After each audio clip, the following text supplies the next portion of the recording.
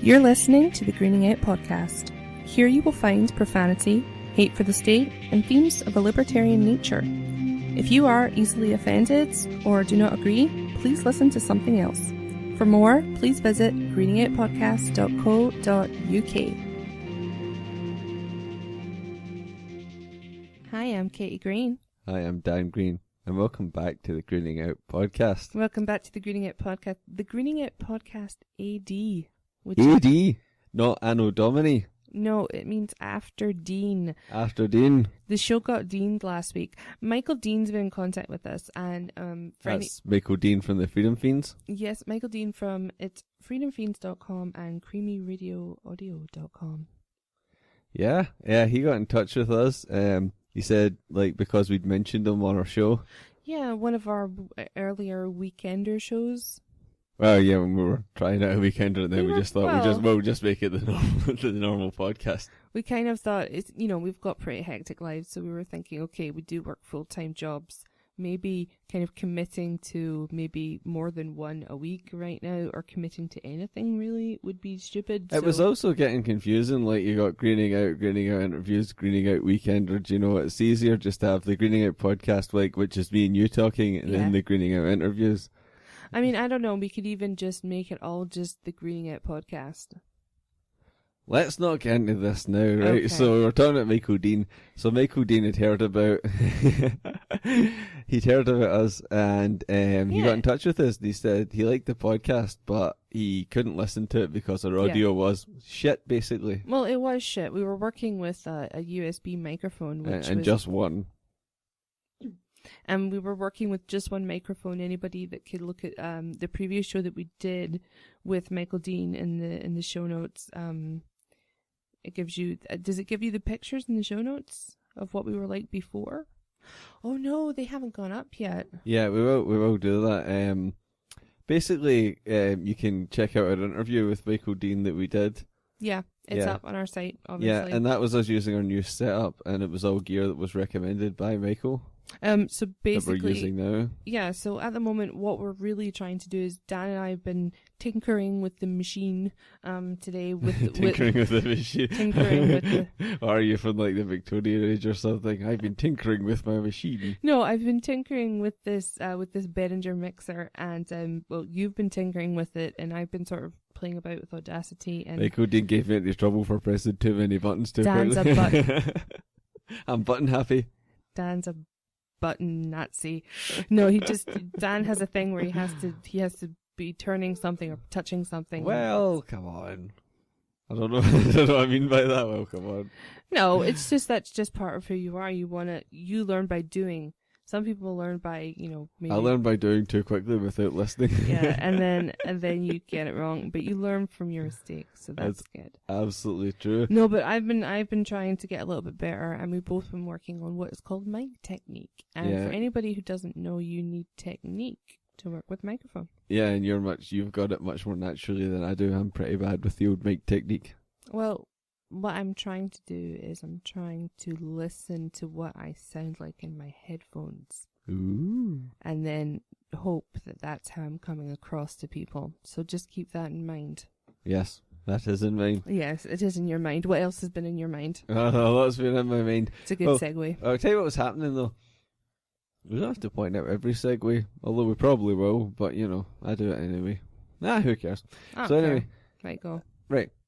I was just kind of sometimes you look on YouTube and you try and find sort of stuff you haven't heard in years. Yeah, like nostalgic stuff. Yeah, it's stuff you've kind of forgotten about. Not the classic stuff. Well, I don't mean not the classic stuff, but not the stuff that's always kind of still pumped on the radio and TV and stuff. Really obscure old stuff that you remember from your youth, and you're like, remember that song? And I was doing that, right, but this isn't so obscure. But it isn't so obscure, but I started listening to The Streets again. Oh, yes, good bands. I like them. Streets, British group. Basically, all around Mike Skinner was the man, multi-instrumentalist, kind of singer, rapper. So I started listening to them again, and there were songs I knew about them, Fit But You Know It, and, that was one of their big hits. Don't Mug Yourself, one of their early ones. That's great. And then I noticed one, it was a video on YouTube and it said The Streets, the irony of it all. Now, can I just say for anybody thinking, these guys are libertarian. I've not heard any libertarian stuff mentioned. It's coming. It's coming. Yeah. Bear with me. Bear with us. It is coming, and it's coming around. You'll see how this all comes full circle. We will be in libertarian complaining nirvana very soon. Very soon. Right. So anyway, the irony of it all. Yeah. So the irony of it all, and I heard that I completely forgot. Like when I saw the title, I was like, I don't really remember that song, and I was clicking on ones I remembered, and I was like, I don't really remember that because I hadn't listened to Streets for years. And I only had a passing interest in them at the time. So what I thought was, like, I'll just click it. And then it was just, I was like, oh my God, now I'm not suggesting that Mike Skinner is any kind of libertarian, but this was just immense. And it was so immense that we're going to talk about it, right? Because it just really made it, for me, it makes an amazing argument so perfectly. Now what we're going to do is we're going to embed this video in the page. I highly recommend that you watch the video because the video is another element of the song. Just listening to it and inserting it into this podcast as we are about to do, is not quite enough. I would urge you, unless you're in transit right now, if you're somewhere that you don't have access to the interwebs. Well, yeah, I always listen to podcasts a lot of the time on the go. Yeah. So what we're going to do is we're going to play the song. Bear with us. For a lot of our American listeners, some of the speech you might be like, what? But we're going to chat about it. But I think it's important that we play it anyway so that you get an idea of what we're talking about. I'm sure they have a subtitled version somewhere. They probably do. No, but they'll have lyric videos on YouTube. Yeah. YouTube's great for lyric videos. There's been songs I've been unsure of the lyrics and I've gone on there. Even better, there's tons of free websites that give you lyrics. Anyway, here's the song. Yeah, so let's do it now. So this is The Streets, the irony of it all. Hello. My name's Terry and I'm a law abider. There's nothing I like more than getting fired up on beer. And when the weekend's here, I exercise my right to get paralytic and fight. Good bloke fairly, but I get well leery when geezers look at me funny. Bounce them round like bunnies. I'm likely to cause mischief. Good clean grief, you must believe, and I ain't no thief. Law abiding and all legal. And who cares about my liver when it feels good? What you need is some real manhood. Rasher, burning casher, putting people's backs up. Public disorder, I give you public disorder. I down 8 pints and run all over the place. Spit in the face of an officer. See if that bothers you. Cause I never broke a law in my life. Someday I'm gonna settle down with a wife. Come on, lads, let's have another fight. My name's Tim and I'm a criminal. In the eyes of society, I need to be in jail for the choice of herbs I inhale. This ain't no wholesale operation. Just a few eighths and some PlayStation's my vocation. I pose a threat to the nation. And down the station, the police hold no patience. Let's talk space and time. I like to get deep sometimes and think about Einstein and Carl Jung and old kung fu movies I like to see. Pass the hydrator, please. Yeah, I'm floating on thin air, going to Amsterdam in the new year, Top Gear there. Because I take pride in my hobby. I home make bongs using my engineering degree. Dear leaders, please legalise weed for these reasons. Like I was saying to him, I told him, fuck with me and you won't live. So I smacked him in the head and downed another Carlin. Bada bada bing, for the lads light. Mad fight, his face a sad sight, vodka and snake bite. Going on like a right geese, he's a twat. Shouldn't have looked at me like that. Anyway, I'm an upstanding citizen. If a war came along, I'd be on the front line with them. Can't stand crime either, them hooligans on heroin. Drugs and criminal, those thugs are the pinnacle of the downfall of society. I got all the anger pent up inside of me. No, I don't see why I should be the criminal. How can something with no recorded fatalities be illegal? And how many deaths are there per year from alcohol? I just completed Gran Turismo on the hardest setting. We pose no threat on my settee. Oh, the pizza's here, will someone let him in please? We didn't order chicken, not a problem, we'll pick it out. I doubt they meant to mess us about. After all, we're all adults, not louts. As I was saying, we're friendly, peaceful people. We're not the ones out there causing trouble. We just sit in this hazy bubble with our quarters, discussing how beautiful Gal Porter is. MTV, BBC 2, Channel 4 is on till 6 in the morning.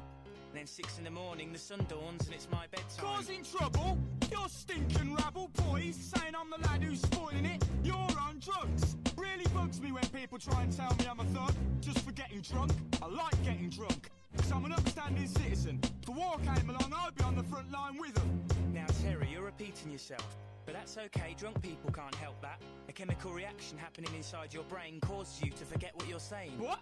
I know exactly what I'm saying. I'm perfectly sane. You stinking student lame-o, go get a job and stop robbing us of our taxes. Well, actually, according to research, government funding for further education pales in insignificance when compared to how much they spend on repairing leery drunk people at the weekend in casualty wards all over the land. Why, you cheeky little swine, come here! I'm gonna batter you! Come here! All right. Yeah, I love that song. So that was awesome. I always enjoy it. Yeah, and like it's just see how he breaks it down, because obviously he's playing both characters. Yeah. Yeah, and he's doing two characters. And on the one hand, he's this crazy status guy, you know, and if you watch the videos in a pub and stuff, and he's drinking lots of pints, you know, and playing pool, and he's quite aggressive, you know. Yeah. And he's like, I've never broke a law in my life, but he's always this Dan's English accent. But Never broke a law in my life, I'm not English, man. But he's always I've never done that. English accent is You're such a laugh. Anybody who ever refers to an accent as an English accent is stupid, by the way, because English, there's so many. Anyway, yeah. So anyway, what he's doing is he's being this guy, and he says more than once. He says, "If there was a war, I'd be on the front line with them." yeah, You know, quite a status. and he keeps talking about fighting people, right? But saying, "I've never broke a law in my life, and I'm an upstanding citizen," you know, and all that kind of thing. And then it cuts to the wee guy who's just on his couch. He's just on his couch with his wee pals, and they've got like some big bong, and they're stoned out their nugget. I know, but they're not hurting anyone. And then what he implies as well is, see, like the kind of drinker, the kind of status drinker. Yeah. He's like obviously an idiot who turns to violence. You know, he's violent over nothing. He's got nothing to say. But see, when it cuts to like the wee stoner guys, you know, he's talking about how he makes his own smoking gear because he's got like an engineering degree and stuff. Yeah. Do you know what I mean? And like how he doesn't want to cause trouble. Although I do think the bit when he says like the pizza comes and they didn't order chicken, but it's cool, we'll just pick it out anyway. Yeah. Send that fucking pizza back if they for God's sake, Dan, see if they didn't give you the right pizza. Pick your battles, jeez. I'm just saying the free market wants good quality products. No, I mean I really, really, really like that song. The really good points that it does bring up is obviously prohibition doesn't actually do anything. Well, prohibition just enables criminals. Of course it does. Well, not enables criminals. That's the wrong phrase. No, creates criminals. Prohibition creates criminals. I'm going to tell you something. Al Capone. Yes, exactly. Yeah, Al Capone, because of the prohibition on alcohol in America, that's where he made his money. The thing about it is, if the opportunity is there, of course people are going to exploit it. If cigarettes became illegal tomorrow, you would have about 100 illegal black market cigarette dealers pop up. Okay, that's exactly what would happen. It's nothing to do with how good or bad something is for you. There are plenty of things that will mess you up just as much as illegal drugs that are readily available at your local pharmacy, or at your local pub. So that's what I'm going to say. I'm not really going to go into it much further than that. Well, they bring up the point how there's no recorded deaths from marijuana. And we can trace marijuana use back hundreds of years. And now, so no one gets the wrong idea, we're not just some crazy stoners who are just saying things like this. We're not trying to convince ourselves. Yeah, because they want weed to be legalized, right? In fact, I've got some interesting comments on legalization, but after we talk about this. Yeah, but yeah, see, that's the thing. That's not why we're talking about this. No. What we're saying is we're wasting police time and money on things that don't matter. And what is kind of bizarre is, you know, people look down on drug addicts. You know, a lot of people will say, "Oh, you're a drug addict," and well, yeah, maybe you're talking about some guy who's lying in the street or something like that. Yeah. But see the person who's outside their office for a cigarette, you know, drug addict, and see the people who have to drink coffee like all day, and if they don't have caffeine. Because caffeine's a drug. Are you talking about Canadians? I'm not trying to put your people down. No, that's okay. No, but when we were in Canada for our honeymoon, Dan was shocked because we have. I'm saying that I haven't lived there for 17 years, but we have in Canada drive-through coffee, the coffee phenomenon, and it's probably the exact same in the States. Is it not called the coffee rush or something? The coffee rush in the morning, and you go for your drive-through coffee.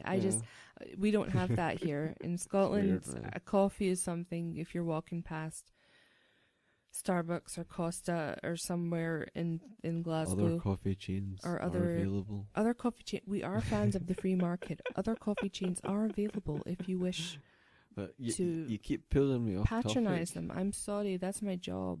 That is your job. It's to create tangents, to test you. And to create tangents on the tangent. Please continue with what you liked about the video, the irony of it all. Like she's getting done. She knew what I was before she interrupted us. She's like, I can't really remember at this point. No, legalization and stuff like that. We were talking, and then I talked about how I had interesting thoughts on legalization. That's what I remember up to. And and that's interesting because like it's not just, like I said, it's not just the person who's in the pub all day. You know, it's also the person in the suit that's out for a cigarette at lunchtime. And it's also the person that drinks coffee all day, that always has to have a cup of coffee and has them through the day. You know, I know people who have drank a hell of a lot of coffee and then they've ended up with withdrawal symptoms because caffeine's a drug too. So see all this kind of nonsense of again in the song it's like, I've never taken a drug in my life. But he's drinking and smoking in the video. Yeah. And like I said, there's no recorded deaths ever from use of, marijuana. I think. And marijuana has been used by humans for, people estimate over 1,000 years. Well, the thing about it is it's like anything else. It's abusable. That's the whole thing. That's the entire point. Anything. You can look at nicotine, caffeine, marijuana, heroin, cocaine. You can look at many, many, many different drugs, and I say drugs with the quotation marks, and all of them can be abused. Now, some obviously, for example, heroin has a much more devastating impact on your life and is far more addictive and things like that. But things like smoking, where you can still highly function, it is still being addicted to nicotine, being addicted to a drug. So it's incredibly rich for people to attack it from that point of view. It's abusable, and something like, for example, in the video, the guy smoking marijuana, and that song, he's quite intelligent. It just shows you it's not always the stoner on the couch all day stereotype, though. There are plenty of people in this world who can use it just the same way some people use alcohol as a recreational thing to unwind and relax. And there's nothing wrong with that. As long as you're not hurting another human being, there's nothing wrong with that. Well, exactly, because, people abuse things all the time, really, don't they? People abuse, hamburgers and stuff, Well, yeah, I'll tell you right now. People abuse chocolate. I'll tell you right now, I have a total food addiction. Anybody that knows me can, I'm quite an addictive personality. I am quite a food addiction, but sugar's pretty addictive. That's been proven, Yeah, not in the same kind of withdrawal symptoms. No, of course not. Yeah, but no, I get what you're saying. I think you're right, and it's kind of funny how we just, for some reason, there's just this stigma against marijuana, even though when you think about it logically, it would have made more sense to have made marijuana legal and alcohol illegal. If you were going that way. If you were thinking about it logically. But the thing, can I just raise my hand for a moment? And You I have raise to put your on, hand. I have to put on my... Raise it to the sky. My responsible working in kind of a healthcare sector hat on for a second and say that the thing is that is an ugly hat. About marijuana. I do not like that hat. The thing about marijuana is sometimes it can mess with your psyche. Yeah, it can, especially when used in adolescence. Which is why I would never encourage anybody under a certain age. I would say wait until you're 20s. Well, see, that's a fair point.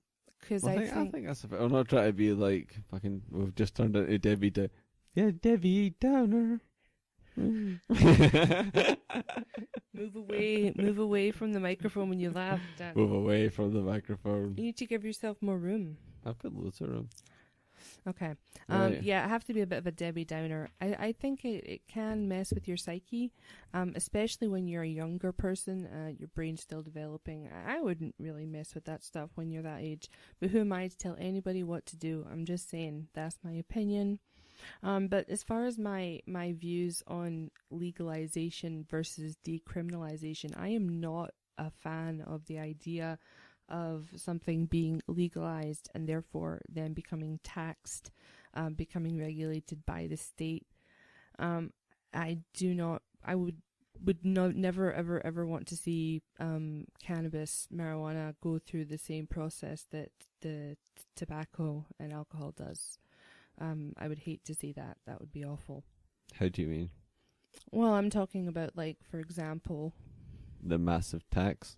yeah, tax. I mean, Tax is fucking insane. I mean, the tax, I've said this many times, cigarettes, I've said it 1,000 times, the actual amount that a shopkeeper will make from selling cigarettes is incredibly minimal.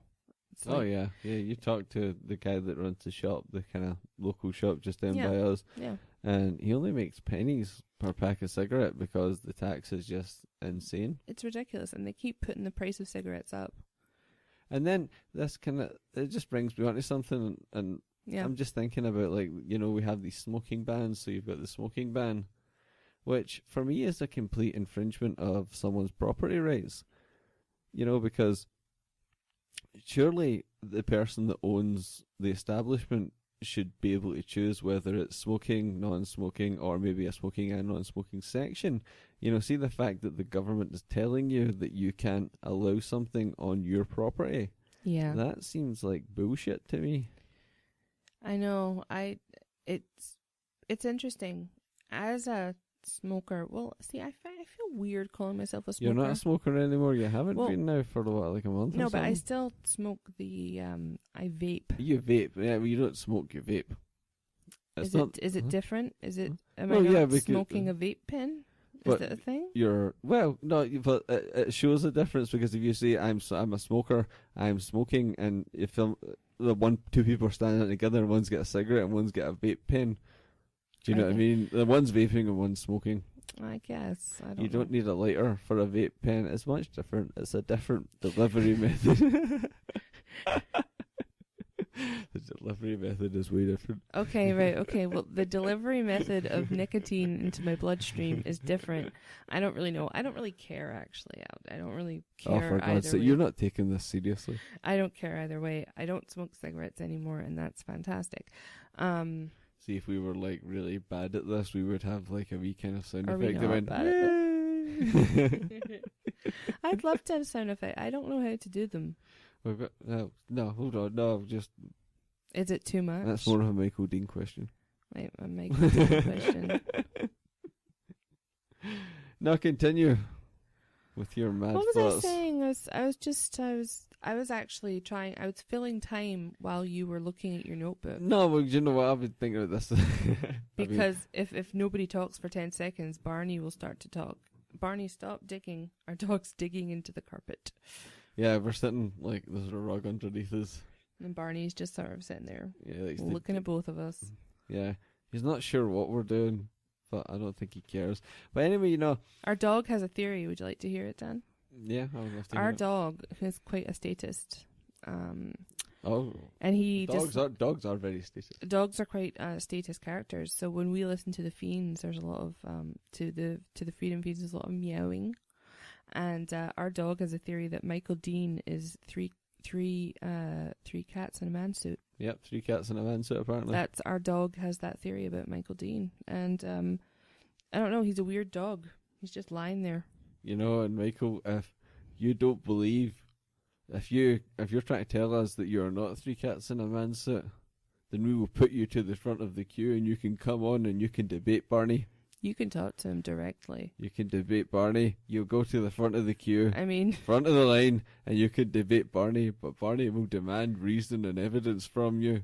to prove you're not three cats and a mouse. Can we come back to reality for like 5 minutes? Back to the libertarianness of this show. So there's no such thing. I know, like in America, most libertarians that we're in touch with have got no interest in the Libertarian Party, right? Like a lot of them. Most of the people we talk to are very no government.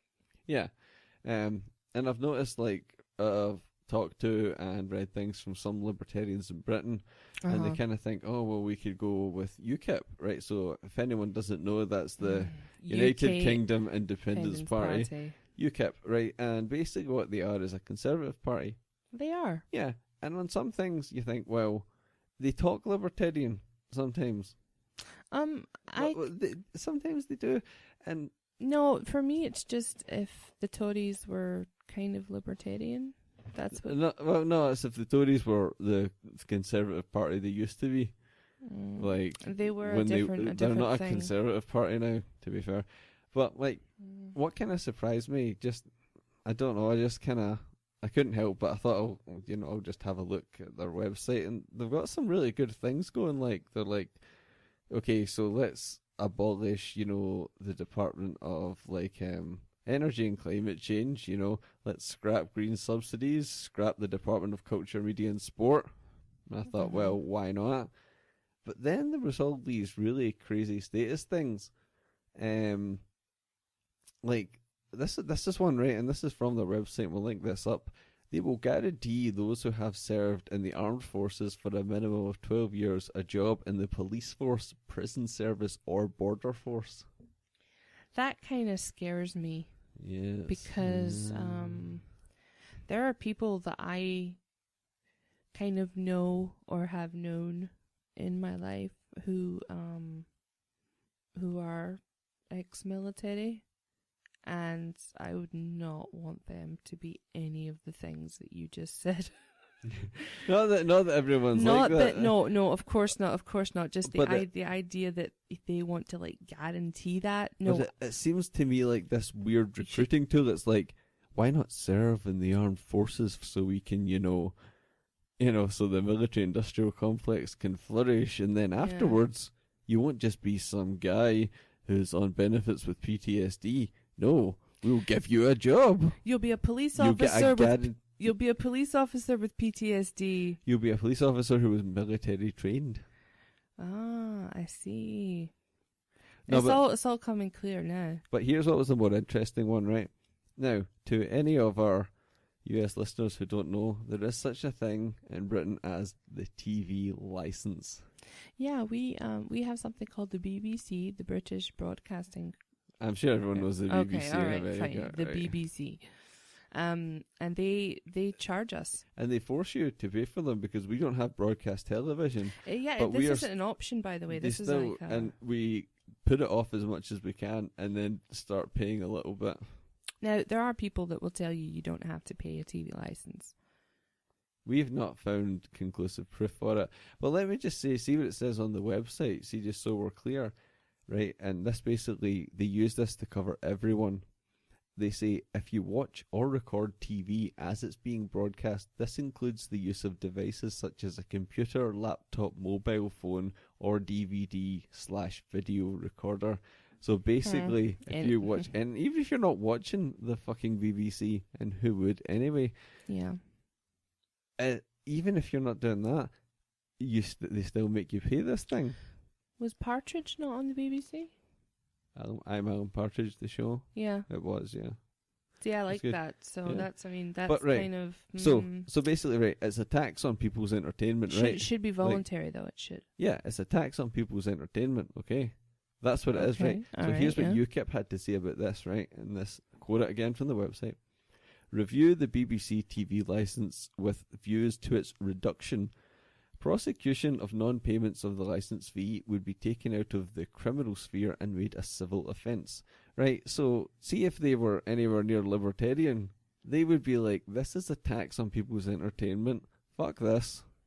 Yeah. We're not going to reduce it. We're going to scrap this shit. But do you think that, though, I mean, I know it's really easy to say that, but there's probably powers that be that are, stronger than Nigel Farage that are probably saying, well, no, you can't scrap it.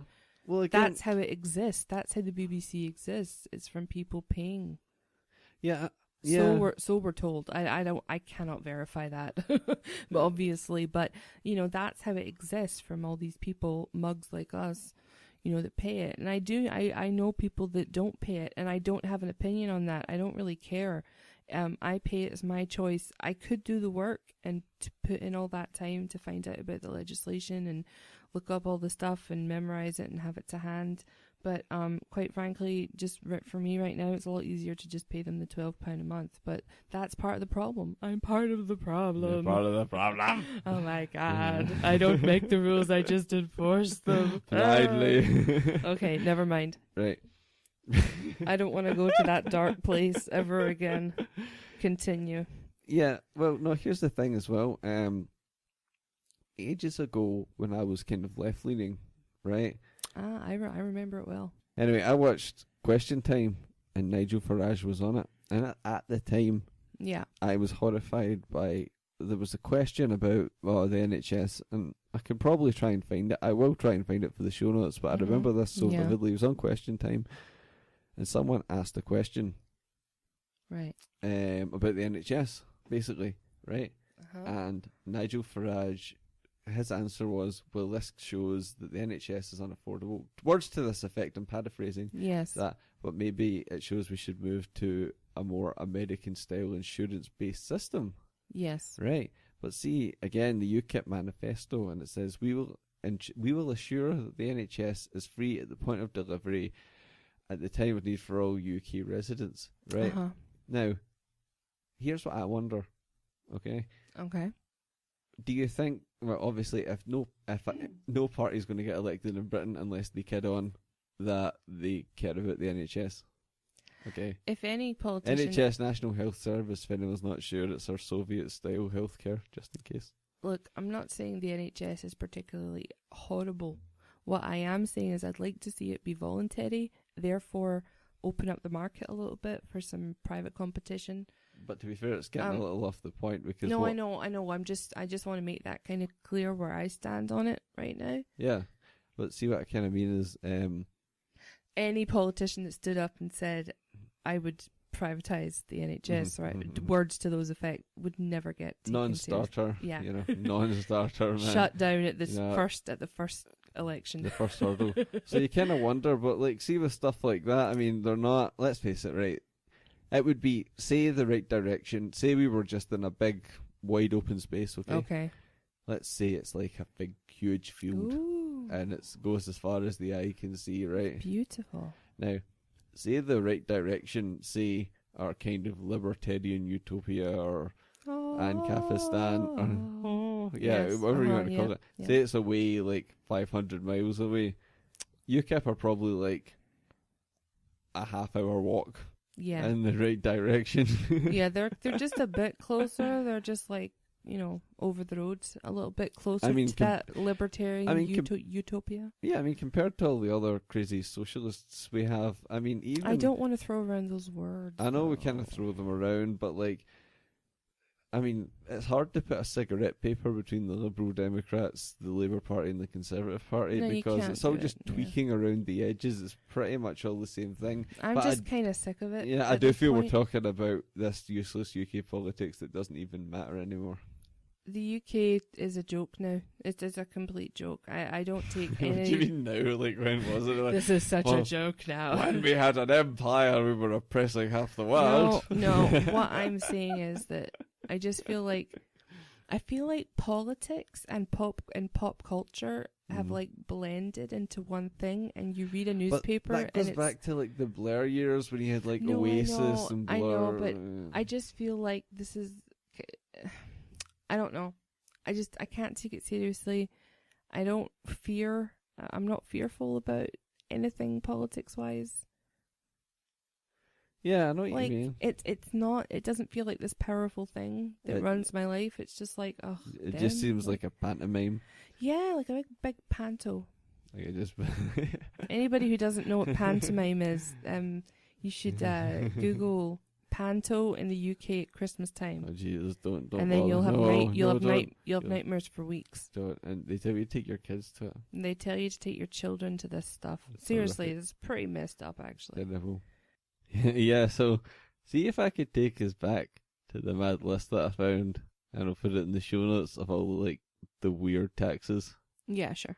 And it's not only the weird taxes. Sometimes it's just the shite taxes. The really, really bad ones. I'll tell you They're all what, right? Let me read this one to you, right? Okay, go. Johnstown, Pennsylvania was devastated by a flood that killed nearly 2,000 people in the late 19th century. Right. Right? And in 1936, another flood damaged the town. Okay? Now, Okay. that led to the state of Pennsylvania passing a tax on alcohol, the proceeds of which would be used to rebuild the city. Fair enough, okay? Okay.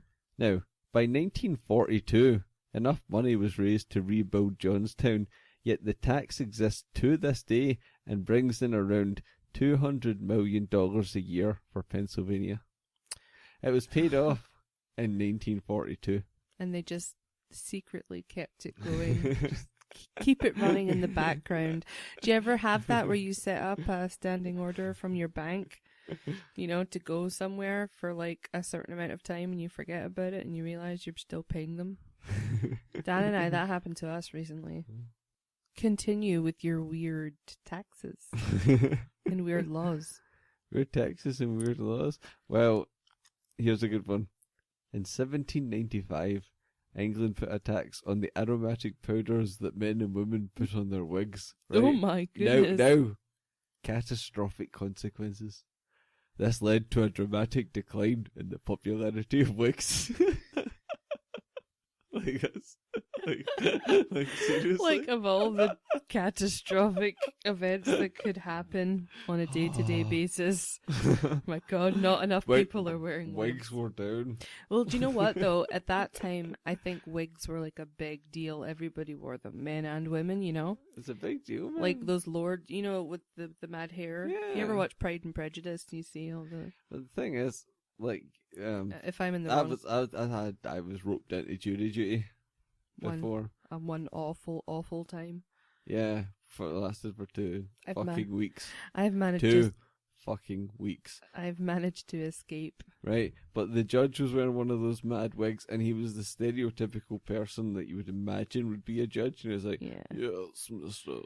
This kind of thing. No, don't typecast. But he was, and see, after they would feed us, right, and a lot of the time, They would feed us. No, they did. They gave us lunch, right, and see, to be fair, a lot of the time the food was pretty good. The taxpayers paying for that I fucking know. lunch, man. But the food was good, right? But then Well. you'd be full and you'd be sitting there and I'd be falling asleep, because they constantly tell you to verify. You see the same CCTV footage over and over and over again. Is it all warm and stuff and you just it's had all lunch? warm, and then I kind of start dozing off, and then every time I wake up I look over and I feel like the judge is staring at me. Yeah. And I'm like, This is why this was 3 years ago, but I was like, it was the worst thing ever. It was so jury duty. mind-numbingly boring. Jury duty astounds me. If they trust the same people that they don't think can run their own lives, with making decisions on whether someone's guilty or not guilty, that's just a complete. Do you not see where those two don't match up? I'm not against having courts. No, okay, but I'm against people being compelled to do jury duty for. That's what I mean. That's what I'm yeah. talking about. The whole process of it is ridiculous. And for a lot of the victimless government, crimes. It's so hypocritical of the government to do that. Yeah. To say, you're not smart enough to, run your own life, but, we're going to let you have a say in... Yeah, we're going to let you have this minor say. We're going to let you help us jail someone. Yeah. Yeah, okay, yeah. Help us enforce the law. That's my point. I hate the whole idea of it because help us be part of you be part of our See, I wasn't getting it at first, but now I understand. This has been a really good exercise in trusting your partner. Yeah, it really has been. Because I now I have see what you good mean. points. It's like they make these laws and they enforce them and they say, look, this is what has to be done. This is the way it is, and this is what you have to do, and this is what you have not to do. However, they say but it's not just us enforcing this on you. Of course not. We're not telling you what to do. We give you a say. We bring some of you in against your will when you don't want to, and we let you decide cases. But we still ultimately make the law. So, fuck you. Yeah, exactly. It's like some them people putting, don't even get paid when they're doing it, and they lose money. Yeah, that's true. But what you usually can claim happens, it back, but I knew a lot of people who were actually getting really fucked over. Like it depends who you work for. Yeah, if you work for a person or a big company or something. I was okay, but there were some people that were on it with me that had lost a lot of money because of it, and they were forced to. And by the way, obviously, if you don't go, you'll get fined or jailed or something. They fine you and stuff like that. It's just ridiculous. I mean, the whole system we have, the whole criminal justice system's ridiculous, and all these legalities. I mean, just victimless crimes. I mean, I know, and people that there's technicalities. If I mean, you just know that the person's guilty. You just know they are, and people go, "Oh, how can you say that?" No, sometimes you just know that they are. You've seen enough evidence, but there's technicalities, and people get off with things. It just bugs me. That's all. I've taken you to a rather dark place. I know. It's dark over here. A little grey cloud over my head. I can't even see, and it's like raining. It's raining where you are, but I'm worried about that your headphones, but it's raining. Done. Right. Let's go back to happy places. Yeah? Yes. Let's talk about more of these weird fun and taxes. wonderful things. Okay, so California must care about your health. Okay, because in California, fresh fruit bought through a vending machine is subject to a 33% tax. Seriously? I don't know how up to date this is, but whatever. We'll look up in the show notes anyway. Yeah, and you can check it out for yourself. You have to do some work. I'm not going to do everything. Exactly, I'm busy. I'm a busy person, okay? All right, and you come in here to our home. Listen to my podcast. Right. Enough. I'm getting the enough. Enough. Too much. But when Dan crosses a line, the hand goes up. It does. Can I talk about something that was quite funny? I found. Yeah. When Michael Dean, I know we keep talking about him, but whatever. Well, in fact, we haven't mentioned him since the start, so we've mentioned him a couple of times, but it doesn't really matter. It's fine. Yeah. He was cool enough to help us out, so I'm gonna say his name as many times as I want. It's my show, whatever. So anyway, when Michael was the stuff that you did not hear, which was kind of accidentally recorded and then deleted immediately. We were talking and Michael was explaining to us what buttons to press and stuff. And it was basically the equivalent of an adult telling a child to put what was it, Dan? It's like, those kids get those things for kids. Oh yeah. And they have they have it's all holes and there's a triangular hole and a rectangular one, a square one, a circle one, and they have the little pieces to put in. So they need to put the circle in the circle and the triangle in the triangle. And what it was like watching this was like watching Michael Dean, the adult, tell Dan, the child, exactly what piece on me. exactly what piece to put each thing into, and Michael was saying do exactly as I say. I don't mean to be a dick. I'm just saying please just do what I say and stop touching things. And I just kept touching and things. Dan kept touching things. A weird kid. So it was like watching a child try and navigate this thing and this adult being so direct and simple. Anyway, I thought I would just mention it because it was funny. It was funny. Probably not for Michael Dean. So, anyway, it's all in the past. We had a great show, and we really hope our audio's getting there. We are trying to get better. We've been looking on the YouTube for tips on Audacity, which is the open source editing software that we use. It's incredibly good if you're not familiar already. So we've been looking at stuff to do with the Audacity wiki page, which is a really, really good, open source information that's on the internet, and also the instruction manual for our Behringer mixer. Tell you what, I've been thinking, right? Yeah, because Right. I'm coming out blank. Right. Especially it's getting to Christmas, right? Oh, God. And people have been talking about adverts, right? And Yeah. obviously we don't have television anymore, so we don't see them, but I always remember adverts, right? And especially around Christmas time, adverts seem to really, really focus on nostalgia. Oh, right? absolutely. And like such a big way. And I used to be the kind of person that see nostalgia really used to pull me in. Like, no, big time. It really did, and it really used to affect me and stuff, and I used to really feel it. But like, see now, I think that's a nonsense. I think it's a weak. I don't want to say it's a weakness, but I just think it is such a cheap tool that can be used, because it's like saying, "Oh, this thing that happened. Remember how good this was, and now everything's shit." But and remember, now everything's bullshit. But you can feel that happy but again. see, remember before it was shit. Like, see before it was shit when it wasn't quite as shit and it was better. But see, actually, you just think that because it's so long ago, and it probably wasn't as great as you think it is now. Yeah. And then we could also go back to sort of Buddhist philosophy and things like that, and Hindu philosophy, and we could talk about how they talk about living in the moment. And I know that's filtered through into the mainstream and into the New Age, Eckhart Tolle and stuff like that, blah, blah, blah. But it goes back to all the stuff like, Buddhism, Taoism, and all these other many religions, and they talk about like being in the moment and like letting go of the past.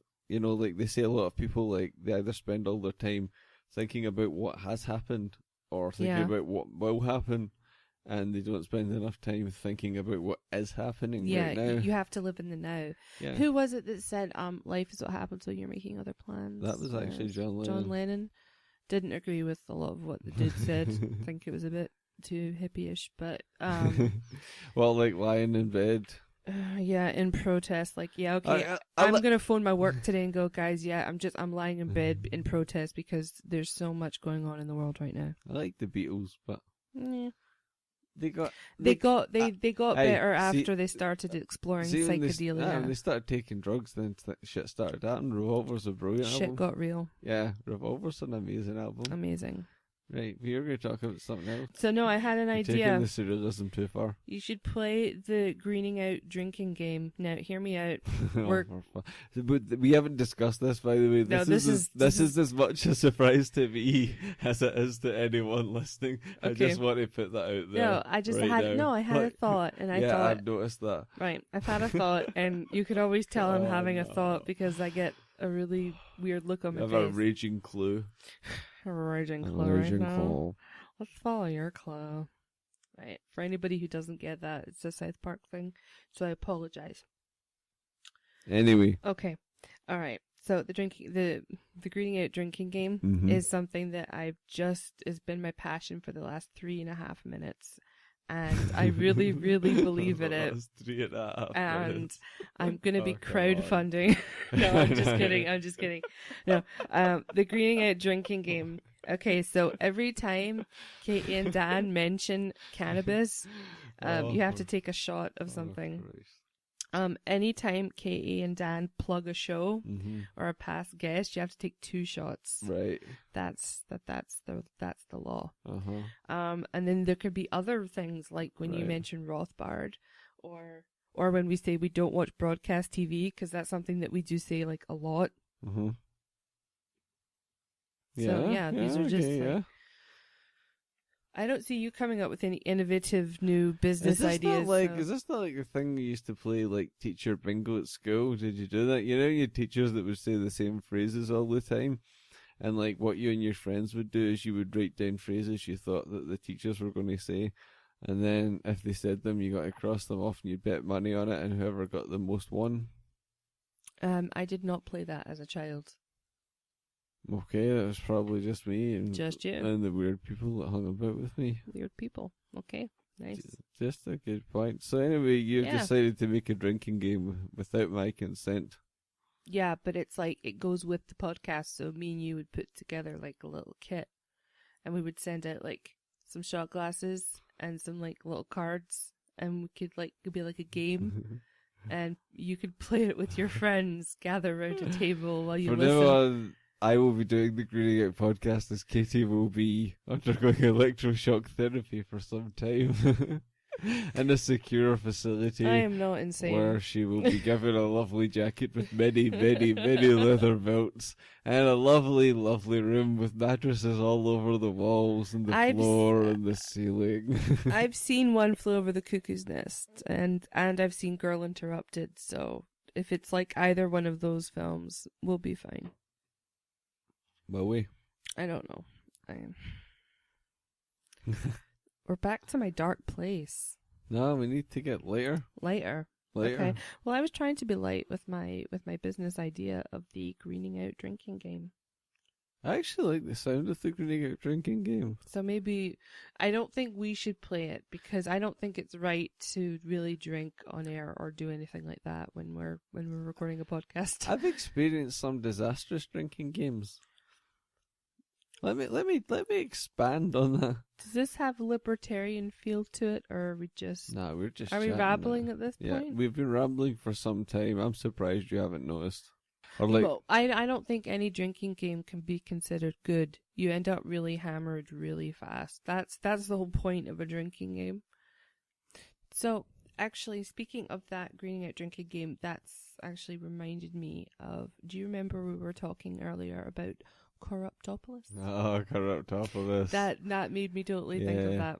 Yeah, we linked that up on the website. Corruptopolis. I've got the website up here. Because I look at our website obsessively all day, every day. Now, basically, it's a Spanish student has turned the misadventures of the country's less than scrupulous political elite into a board game called Corruptopolis, where the aim is to lie and cheat your way to the gold-paved roads of corrupt city. And see what's kind of funny about this is like culture has been widely hijacked, like in a big way, and it's a lot of culture is incredibly statist, in movies and things like that. And it's good to see things like this, board games that are like... Yeah, it's like if we can kind of subconsciously just like plant seeds in people's minds, like the government really is corrupt, and this really shows it. and it's good. There is some films, we could name some, but like, there's some films that like you can tell have a kind of libertarian bent, but there's a lot of films that are just like, you remember we talked about with James Burnett. I plugged a show. Take a drink. We're going to talk you through shots. The first. If you plug a show, you need to take 2 shots. Okay, so that's 2 shots. Right, we're going to talk you through the first few of them. We're in beta right now. It's bad. If we remember. Right. Okay. But if we remember, we'll talk you through it. It's been my dream for 10 minutes now, so it's there's a lot riding on this, you guys. My psyche is hanging on this, so fingers crossed this really, really comes true. It's too silly. Right, go back. Okay, we're getting too much. We're getting too Monty Python here. Right, okay, it's too silly. So James Burnett, we were talking to him about Contagion. Yeah, we were. Yeah, and if you remember, like, what happened was, like, Jude Law was this kind of weird guy who ran a website. Conspiracy theorist. Yeah, and they'd actually done something to his teeth. To like, make you him can, like, look Google uglier, it. To make him look uglier. And it was like, he supposedly found this cure to the disease. But it turns out it was actually, he was being paid by, like, what was it, the guys that made it, the actual people who had stocks and shares in the company were asking him to plug it so more people would buy it.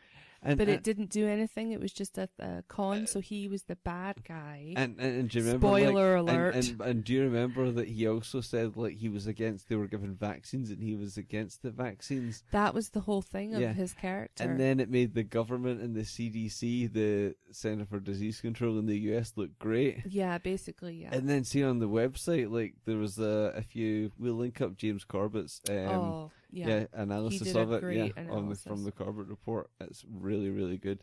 It is an out-and-out propaganda film. I mean, it's just blatant. I watched it previously before I had this kind of libertarian mindset, and then I've watched it post-libertarianism, and it's actually quite amazing, the little things that you pick up on.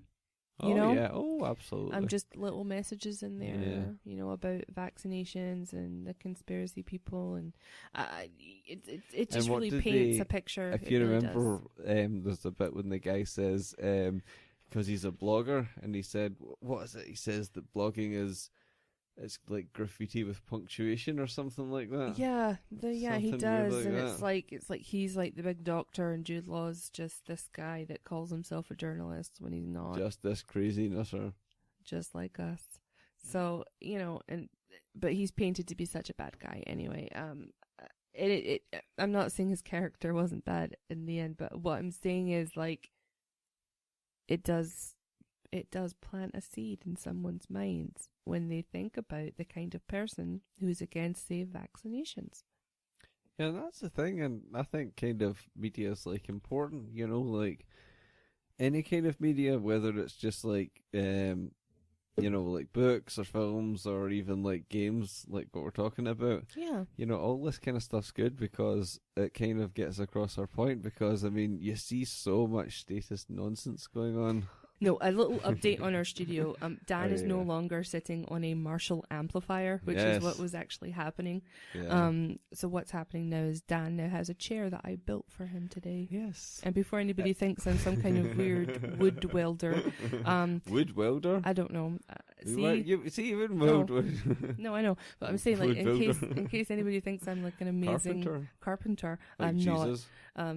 I'm not like Jesus. That's been disproven many times. Has that been conclusively disproven but you are not like Jesus? No, but there is a chair that is. Hold on, just bear with me a minute. I think I'm going to sneeze. Okay, right. I sneezed.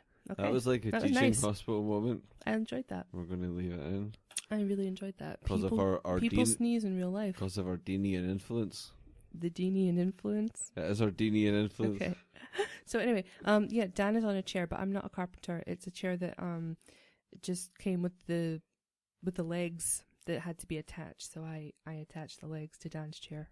That was a great story, and I'm sure people are going to be completely enthralled by this. I would be surprised if they weren't, to be quite honest with you. Want to talk about something people care about? Yes, I actually do. On that note, I want to talk about something that's I've been thinking about it a lot this week, and I've been trying to do this a lot this week.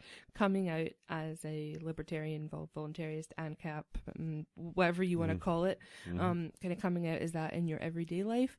Because sometimes I do feel like kind of it's like an alter ego thing, because I don't particularly engage with people on that kind of level every day. But lately I've been trying to. So like, for example, Dan, work. Oh yeah, like work, my mate, I won't say his name, like I've got a mate in work. And good for you. That's nice. You have a friend at work, yay. But we've been out spending a lot of time together. Recently. Like, you're laughing like it's weird, but like... No, I'm not. We were working. Okay, so this is who you work with, alright. Yeah, anyway, no, he's like a Christian and stuff, and me and him were talking and stuff, and like, what was funny was, it was like, the news was on, and they were talking about, it was all this kind of nonsense about, like, politicians like David Cameron, Ed Miliband, and popularity polls, you know, and crap like that, and we were both in a van. Yeah. So we're hearing the news on the radio in the van and all this, and he's like, doesn't it seem like you need to be a slimy bastard to get anywhere in politics? And I was like, we don't even need politics. Yeah. And then he was like, well, what do you mean? And then we started talking and stuff, and he did do the roads thing, but he said it in kind of a way like, it was kind of a way like, but like the roads and that, and I was like, well, look at all the private roads. You know that we've got. There's one up the street. They've just built a new kind of a complex of flats over there, and they've got all these private driveways. It's absolutely fantastic. Yeah. So, and that was all built by a private company. See when the government hire people, I hate calling it the government, but like the state, you know, councils, local councils, when they hire people, these are people that are been trained in this. A lot of the time they will hire private companies. Oh yeah, private companies have contracts. Mm-hmm. Then the government, in my work, we talk about it a lot, specifically maybe the National Health Service. There's a lot of money gets spent on a lot of departments I think are completely unnecessary. But anyway, some of the times I'll maybe comment on things Not even always in work, sometimes in conversations with other people, just like friends. And I'll make subtle comments like, I don't know, like, oh, well, that's partly why I think the government should be abolished. Let the market provide what the people want. You know, I'll throw in things like that. And just, they'll kind of be like, oh, right, yeah, okay. Maybe they'll delve into it more and ask a question. Usually not. So I think maybe Dan's way is a little bit more effective than my way at the moment. You know, it is difficult to talk to people about it because it can be incredibly controversial, especially when you're talking about things like drugs and guns, which is a lot of libertarian chat. That's funny. There's a couple of guys in my work that I've heard that show, Yeah. and they're all kind of differing opinions about it. It frightens me. I don't even know if I would want the people that I work with to actually listen to my show. I know that they don't, so. Yeah, that's fine. You know, like they're not interested. I'm good with that, actually. Yeah, actually, that's what you prefer. Yeah, I've kind of made the mistake of making the people, some of the people I work with, aware of the show, which I kind of now wish I hadn't, because then I'm subject to maybe questions at work. But anyway, I don't mind that much. But I think that it's important to be yourself, and it's important to be who you are, who you truly are. Especially around the people that are the nearest and dearest to you. You got all sentimental there. I know. Yeah. It's beautiful. Anyway, no, one of the things I just wanted to say that I thought was quite funny I read about this week, it was Derren Brown, the illusionist, the mentalist. Oh, it's great, man. Dan's a big fan. Absolutely.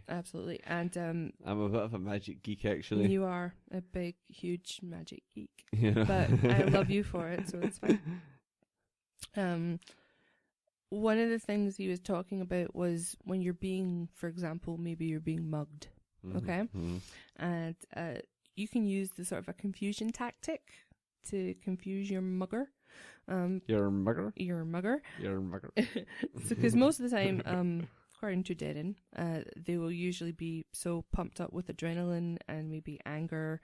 If you just sort of confuse the synapses for a minute, if you just hit them with something that they're not expecting, you could totally do that with like libertarian chat, you know? Dan, you could just hit them with some. There's too much spending in government these days. Like, just hit them with something confusing. I can't remember exactly the words that he used, but it was quite funny. I just thought it was a funny thing to mention. But I'm going to link that up in the show.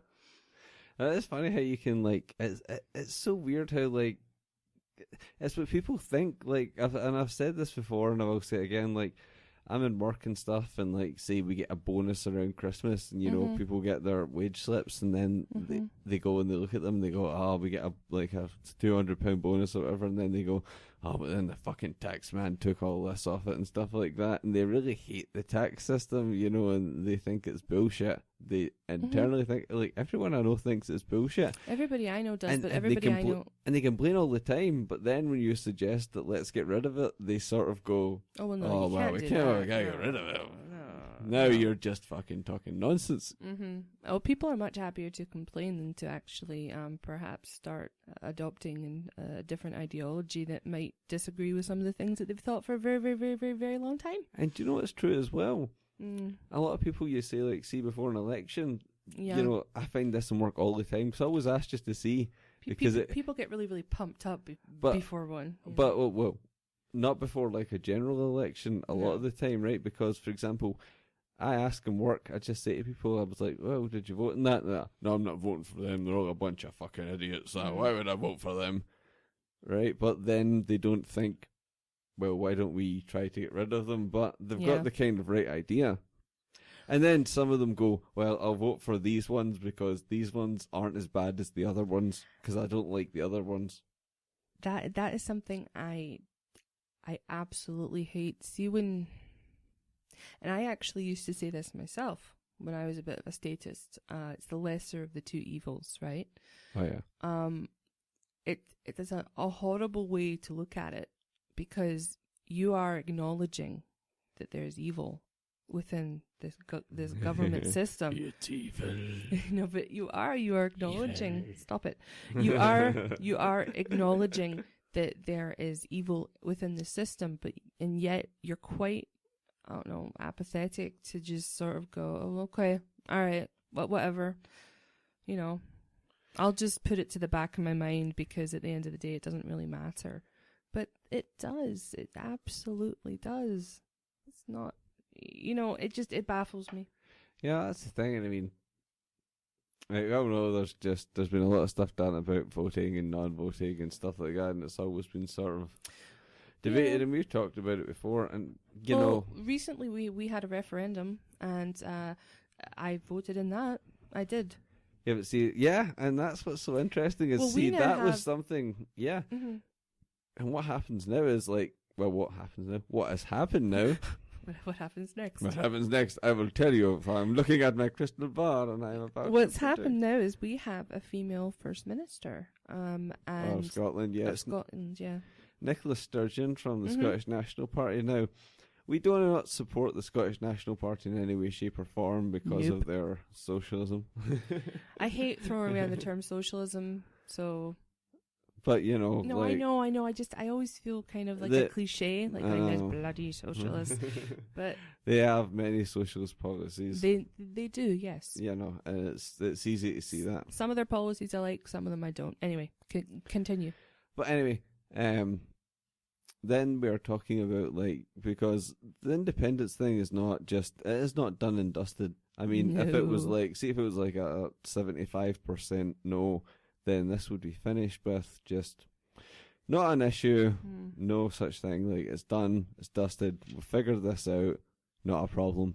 But it was so close. And see, if you were here, if you were in Scotland, you could. It was weird. You know, I was seeing things I'd never seen before, like this guy that was around here with all this Yes stuff on a bicycle and a big Yes flag, and like he would stop at places and set up a little table around here. There were people in flyers and stuff. Yeah, there was. It was actually really, really nice. I really liked this. I was in an area I work in. It's not like. It's one of the areas that I work in. I work in a few different ones. It's not the best area, you know, it's not like a wealthy area or anything. But it's nice. I've actually never had any trouble, to be perfectly honest with you, in this area. Yeah. I quite like it, actually. The flats are huge. But anyway, besides the point. Yeah. Getting sidetracked. But there was actually the day before the referendum. There was it was the day before the referendum. And somebody had set up a table, and like just in the street with just like a couple of chairs, just like the chairs that you and I are sitting on right now. Yeah. And it was a dry day; it was nice. And they'd set up a little table with you like. Say in Scotland, you got to say it was a dry day. It wasn't raining this day. No, but that's like a thing in Scotland. I sneezed again. Okay, I'm leaving it in. Continue. All right. So they'd set up a little table, and on it said, "Let's talk about the referendum." And they just had a little sign sellotaped on the table, and they had like a pot of tea, some teacups, and, you know, just like inviting people to come over and just talk, just to chat. And just whatever. It was like it was like a sort of communal little table, like, come on over. And I just thought to myself, this is cool, because like this is an area, you know, where the people are, by the way, probably most affected by the choices that are made by the government. These people were probably going to be the most affected. Oh, yeah. You know, those on welfare and things like that. You know, they were probably going to be, as I say, the most affected by, let's say, a yes outcome. Yeah. I believe, anyway. It was just great, though, to see people getting really involved, and that kind of inspired me to get a little bit more involved, you know, because I had been quite negative about the whole referendum thing up until probably about the week before. I was just sort of negative about it for a while. Yeah, it was interesting. It's just like, I mean, we talked about it before, and like, there was something in the air. It really lit a spark, because you had like, I mean, like, when there's just normal elections, you know, you get the party putting up posters and the occasional people who live around the neighbourhood who are in the party or something, you know, they put up wee posters in their windows, but it's like hardly anyone that actually does that.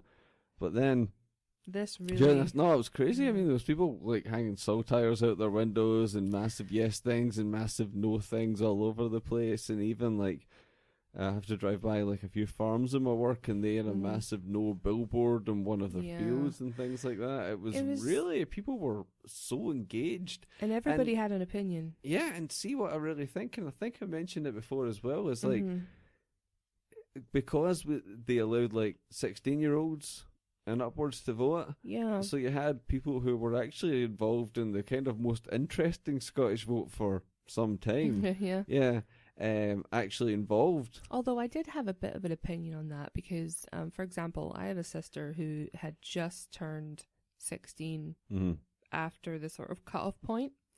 So she was allowed, because she would be 16 at the time of the vote. She would be allowed to vote. It kind of like, I don't know. I was a little bit worried about that because, quite frankly, I think that was just my mum's vote times 2. Because I think my mum had a big influence on what my sister did. Sort of like almost, basically telling her this is the right thing. And of course, being a just turned 16-year-old girl, I don't think she was particularly clued up on policies. But, who knows? I don't know. I said on a lot of different podcasts at the time that we did. And yeah, I said it on Contagion. You did, when I stayed on the show, yeah. So, like, I've said it before. I mean, it would be great to have Scottish independence, but true Scottish independence, and there was the problems. They wanted to stay in the EU. They wanted to. It was basically just separating from England. Yeah, well, basically, they wanted to get the monarchy. And the other thing was, the worst thing, in my opinion, was the fact that they wanted to keep the pound. Yeah. They wanted to still be tied to the Central Bank of England and fractional reserve banking. Yeah, I know. And it's basically printing money with debt. I know. And we could have had a chance to establish a Scottish currency, say, based on something like gold. I know. It would have been really, really awesome. There was a lot of opportunities. I mean, it's a big risk, but I would think a risk worth taking. Yeah. Who knows? I don't know. Just as well I'm not in charge. Oh my goodness. Could you imagine? Anyway. If I was in charge, it would either be brilliant or like apocalyptic. I'm going to probably say it would be utopian or apocalyptic. I would either get it really right or really wrong. I'm going to go with the latter, Dan. Apologies. What? I might get it right. Who knows? It's not happening, man. It's not happening. Get over it. It's a pipe dream. I'm not in charge of everything. No, you're not in charge of anything. I'm not in charge of anything. All right, it's gotten far too silly again. Okay, so I'm just going to take it. I'm going to take it back to a more serious always note. Gets too silly. It's far too silly. We always go off on tangents. So, no, I just want to say thanks for all the recent love on the Twitter, and that's what I call Twitter and Facebook. Actually, Facebook's been getting a little bit bigger, so that's awesome. Thank you. And if you like the Greening Out podcast, if you like what we do, please feel free to donate £1, $1, €1, or even a few Satoshis. I don't know, whatever floats your boat. Some Bitcoin. It would be great. But if you don't, whatever, just let us know if you like the show. It would be nice to hear from people. We always like talking to people.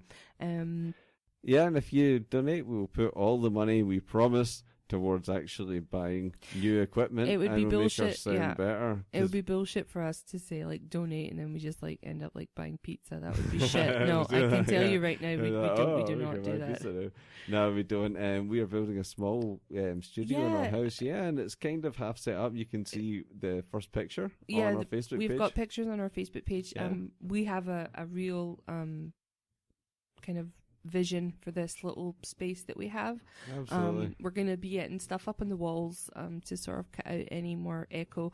We've been steadily, like as you can hear right now, our dog is digging in the rug. He's in the rug below us. Yeah, he's kind of He's trying to dig out. So and it's funny because our dog Barney, he loves the rug. And he always sits and eats his bones, so we can actually do our show while he just lies there and munches that bone of his. He's actually calmed down now. He's fine. No, we have been building a studio, and it really is coming together. We're going to be putting stuff up on the walls to soundproof it a little bit more. Yeah. We've been studying our manual for our mixer. And trying to really get to grips with things. I'm trying to become a little bit more tech savvy because I'm a complete novice, so I have been trying to do that. So anyway, if you can donate, great. If you can't, that's fine. Dudes, we don't care. We just want people to actually listen to our show. Yeah, exactly. It would be nice to, if we could just reach a few people that maybe haven't thought of this before. Yeah, maybe absolutely. go, And I think that's starting to happen. I think it is. So I'm really happy. So you can check out our website, obviously, for more libertarian podcast writings and news. Visit greeningoutpodcast.co.uk. Yeah, and thank you so much for listening. Thank you and good night.